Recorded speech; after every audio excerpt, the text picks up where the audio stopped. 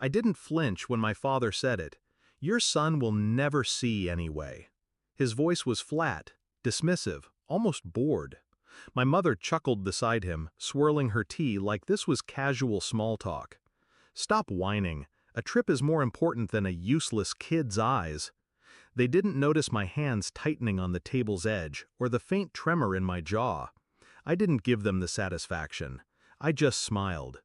They thought they'd humiliated me. They had no idea what I was about to do.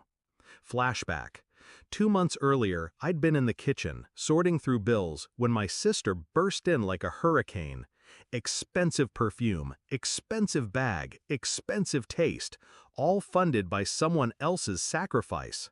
She was planning her dream trip: Paris, Rome, Santorini. I'd nodded, barely listening, until I noticed the envelope missing from my drawer a week later. That envelope wasn't luxury money, it was survival money. It was the only reason I'd been able to schedule the specialist in London who had a small, very small, chance of restoring some vision to my son. When I confronted my parents, they didn't deny it. They laughed. They'd given it to my sister. She deserved it. I was being dramatic. That was the moment my love for them turned into something else.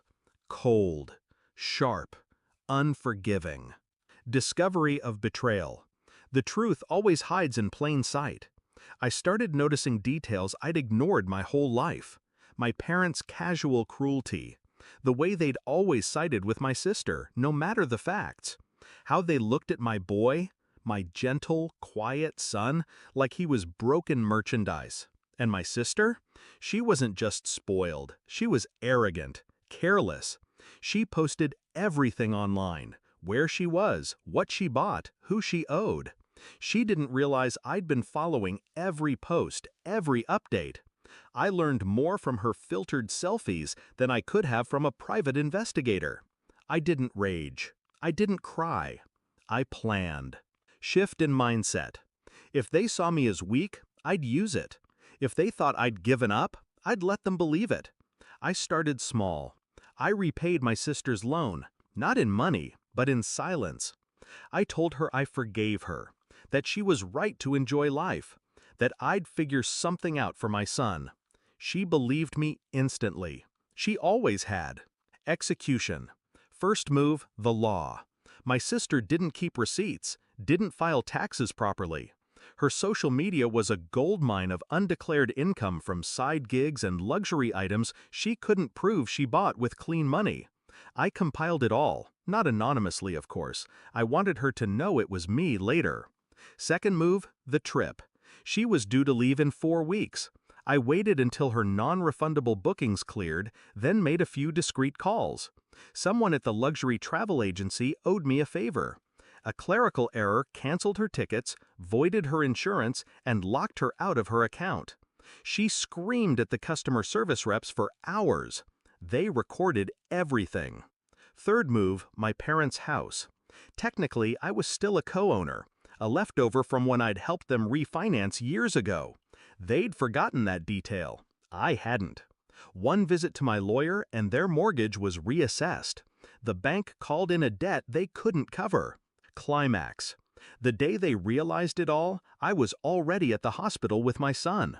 The London specialist had agreed to see him after a charitable foundation, one I'd quietly applied to, covered the surgery. My boy was calm, holding my hand, not knowing what this day meant. My phone rang. My father. He didn't start with hello. "What have you done?" His voice was tight. I could hear my mother crying in the background, my sister shouting. I let the silence stretch. Then, slowly, I did what you never could. I protected my family. "You've ruined us," he spat. "No," I said. "You did that the day you took from my son. I just finished the job." The confrontation. I didn't meet them in person. That would have been too easy for them. Instead, I sent them a photo. My son, bandaged, post-surgery, smiling despite the pain. The caption was just 4 words. He might see again. No threats, no insults, just proof. proof that their cruelty hadn't broken me. Resolution. The surgery wasn't a miracle, nothing ever is. My son might never have full vision, but he has a chance. And that's more than he had when they stole from him. As for them, my sister sold her luxury bags to cover legal fees. My parents moved into a smaller house outside the city. They still call sometimes, alternating between guilt and anger. I never answer. Revenge isn't about shouting. It's about silence. It's the absence of your presence, the hollow space you leave behind that reminds them every day of what they lost. And in that silence, I smile.